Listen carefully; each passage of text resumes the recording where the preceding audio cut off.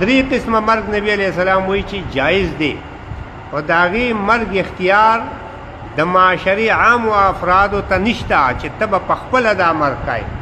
دا عدالت ته دی چې عدالت به د انسان وجني.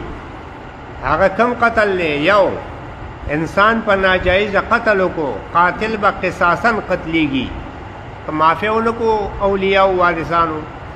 دویم شادي شده دی، زنا یې وکړه، قانون عدالت به هغه سزا ورکوي د قتل په طریقه د رجم. و عام و افرادو د معاشري ته د اجازت نشته. ولې؟ ځکه ډېر خلک به بیا د دې بانې باندې غلط مرګونه کوي او کوي هم داسې. ډېر مرګونه خلک سړي سره نه لګي او دغسې منصوبه ورته جوړه کړي او په دې طریقه باندې ووژني او دا موږ په غلط کار باندې ووژله، حالت کې هېڅ هم نه ډېر مرګونه داسې شوي دي.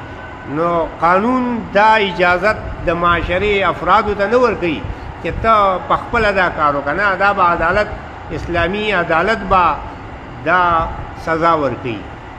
دریم یو انسان نعوذ بالله مرتد شو، کلمه کفر وی، د شعائر الله بیزتی وکړه، نو هغه قتلولی شي حدن، خو په دې شرط چې توبه یې ونه ویسته، د خپل جرم نه واپس نشو.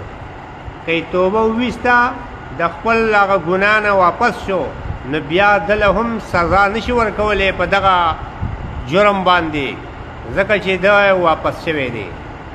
دې کې یو مسله عالمانو کتابونو لیکلې ده، هغه دا ده یو سړی دی د کفر عمل کړی دی، د شاعر الله بیزتی کړی ده او گواهان هم شته پې باقاعده، او د باندې رپورټ وشو انکار کوي ما نه دی کړی. اوس گواهان هم شته او دی وایي ما نه دی کړی، دله سزا نشي ورکولی. ولې؟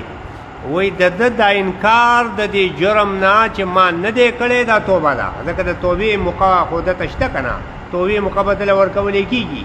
دا انکار د ده توبه ده، په دې وجه باندې دله سزا د دې نشي ورکولی. دا فتاوا سراجیه، در مختار شامی، داسې نورو ډېرو کتابونو لیکلې ده.